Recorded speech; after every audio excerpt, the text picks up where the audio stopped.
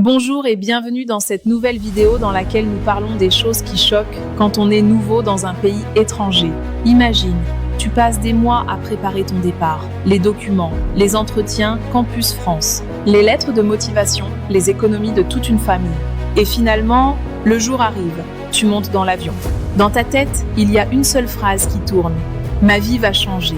Parce que pour beaucoup de jeunes étudiants, en Afrique, en Asie, en Amérique latine, la France représente quelque chose de très particulier, un rêve, le pays des universités prestigieuses, le pays de la Tour Eiffel, le pays de la culture, de la gastronomie, de la liberté. Mais ce que beaucoup de gens ne racontent pas dans les vidéos sur Internet, c'est ce qui se passe après l'arrivée. Parce que quand on arrive dans un nouveau pays, on peut vivre ce qu'on appelle le choc culturel. C'est ce moment où tu réalises que la vie quotidienne, les comportements, les habitudes, tout est différent de ce que tu connais. Et pour beaucoup d'étudiants étrangers en France, ce choc commence très vite, très vite. L'une des choses qui choque, c'est ce que j'ai nommé le sourire de 2 secondes. Tu te demandes si les lèvres se sont juste élargies ou si c'était réellement un sourire à ton endroit. Beaucoup d'étrangers remarquent un détail étrange, le sourire. Ce petit sourire rapide, 2 secondes, puis le visage redevient neutre.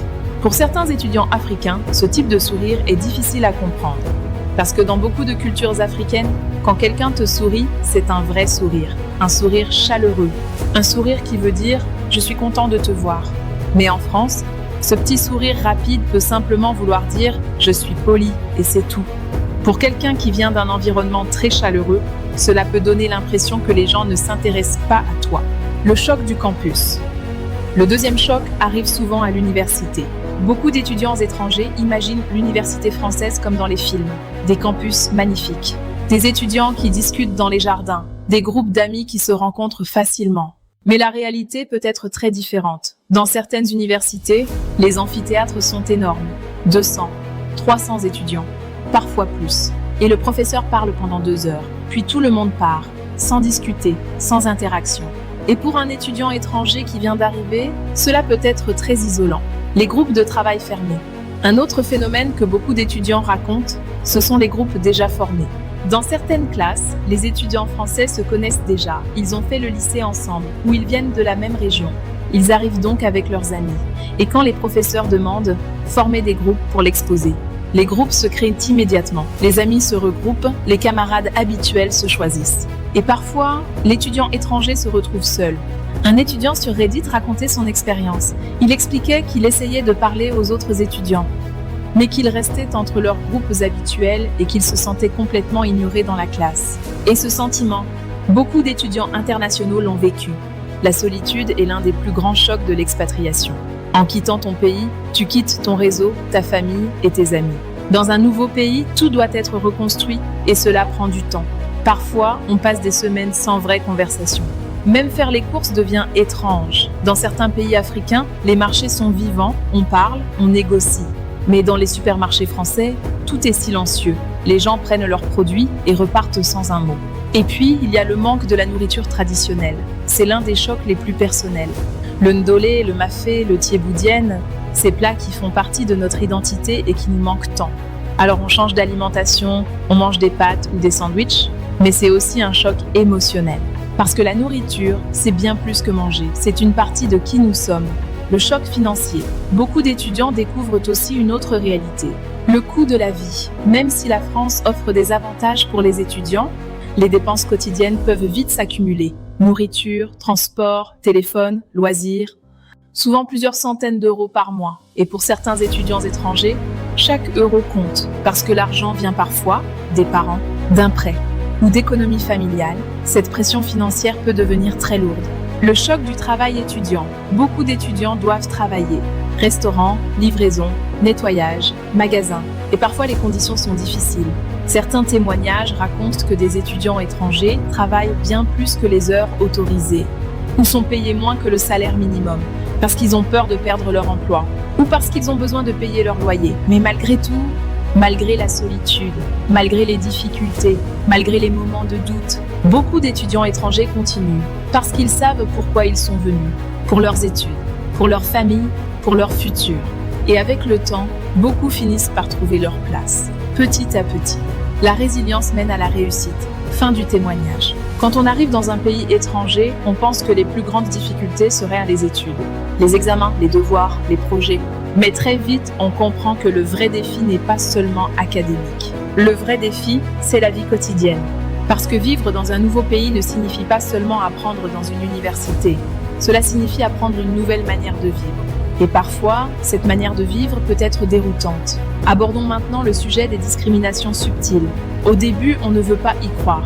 On se dit qu'un c'est juste une impression. Mais petit à petit, certains moments commencent à la perturber. Par exemple, dans les travaux de groupe à l'école, le professeur annonce « Former des groupes de 4 pour l'exposer ». Immédiatement, les étudiants commencent à se regarder, à appeler leurs amis, à se rapprocher. Les groupes se forment très vite. 2 minutes, 3 minutes, et tu te retrouves debout, tout seul. Ce n'est pas forcément volontaire, mais c'est une réalité que beaucoup d'étudiants étrangers racontent. Les groupes se créent entre camarades qui partagent la même culture. Et parfois, l'étudiant étranger devient celui qui reste à la fin, le dernier. Celui qu'on ajoute dans un groupe parce qu'il reste une place. Ce n'est pas forcément du racisme direct, mais c'est ce qu'on appelle souvent une exclusion invisible. En plus de cela, il y a les regards dans la salle de classe. Il y a aussi les regards, ces petits moments qui semblent insignifiants, mais ce sont ces instants qui s'accumulent. Quand quelqu'un parle en classe avec son accent, certains étudiants se regardent, certains sourient, parfois même rient discrètement. Et même si personne ne dit rien, ces moments peuvent faire mal, parce qu'ils rappellent constamment une chose, tu es différent. Il y a les questions maladroites comme « En Afrique, vous avez Internet ?» Ces clichés peuvent être humiliants. Puis, ordinaire, comme s'entendre dire « Tu parles bien français » pour un Africain. C'est une remarque pesante. Enfin, le choc administratif, les dossiers, les formulaires, la préfecture, un véritable labyrinthe de papier. Le plus dur reste le titre de séjour. Sans lui, on ne peut rester légalement. L'attente dure souvent des mois. Comprendre ce système est un parcours du combattant. Une seule erreur peut mettre en péril vos opportunités. C'est une réalité difficile vécue en silence, mais c'est aussi une force que ces étudiants développent chaque jour. Il y a aussi un autre choc culturel, les soirées étudiantes. Dans beaucoup de cultures africaines, les sorties entre étudiants sont souvent simples. On se retrouve, on discute, on mange, on danse. Mais certaines soirées étudiantes en France peuvent être très différentes. L'alcool est souvent très présent, parfois même au centre de l'événement. Pour certains étudiants étrangers qui n'ont pas l'habitude de ce type d'ambiance, cela peut être très surprenant, très inconfortable. Certains racontent qu'ils ont assisté à une soirée et qu'ils sont repartis au bout de 10 minutes, parce qu'ils ne se sentaient pas à leur place. Le choc des relations hommes-femmes, un autre aspect culturel peut aussi surprendre. La manière dont les relations entre hommes et femmes fonctionnent. Dans certaines cultures, les interactions sont plus formelles. Elles sont souvent plus encadrées. Mais en France, les relations peuvent être plus directes. Les relations sont plus ouvertes. Par exemple, certaines étudiantes étrangères racontent avoir été surprises par la manière dont certains hommes abordent directement, sans introduction, sans connaître la personne. Tout cela peut être vraiment déstabilisant, parce que les codes sont différents. Et comprendre ces codes demande du temps. Il y a les moments de doute. Avec tous ces changements, beaucoup d'étrangers traversent une période difficile. Une période où ils se demandent « Est-ce que j'ai fait le bon choix ?» Certains appellent leurs parents en pleurant. D'autres pensent même à rentrer dans leur pays, parce que l'adaptation peut être plus difficile que prévu. Mais l'histoire ne s'arrête pas là, parce que malgré toutes ces difficultés, beaucoup finissent par trouver leur place. Ils rencontrent d'autres étudiants internationaux. Ils découvrent des communautés. Ils apprennent à naviguer dans le système. Et surtout, ils deviennent plus forts. À toi qui écoutes cette vidéo, si tu es un étudiant étranger qui vit l'une de ces expériences, sache une chose. Tu n'es pas seul. Des milliers d'étudiants vivent exactement la même chose. Les mêmes doutes, les mêmes chocs, les mêmes moments de solitude. Mais ces expériences font aussi partie du voyage. Et un jour, tu regarderas en arrière, tu seras fier de toi, tu réaliseras une chose. Tu as survécu à quelque chose de très difficile et tu en es ressorti plus fort. Tu es plus résilient que tu ne le penses. C'est ton parcours et il est magnifique. Chaque défi est une leçon. Chaque larme versée est une preuve de ton courage. N'oublie jamais pourquoi tu as commencé ce voyage au départ. Ta vision est plus grande que tes doutes. Le monde t'attend. Ta perspective unique est une richesse pour tous ceux que tu rencontreras. Tes rêves n'ont pas de frontières. Continue de croire en toi, car nous croyons en toi. Tu es l'architecte de ton propre destin. Ce n'est que le début de ta réussite. Si tu aimes mon contenu, like, commente, partage et active la cloche de notification pour ne rater aucune prochaine vidéo. Ton soutien est ce qui nous permet de continuer. Merci d'avoir regardé et à très bientôt pour la suite.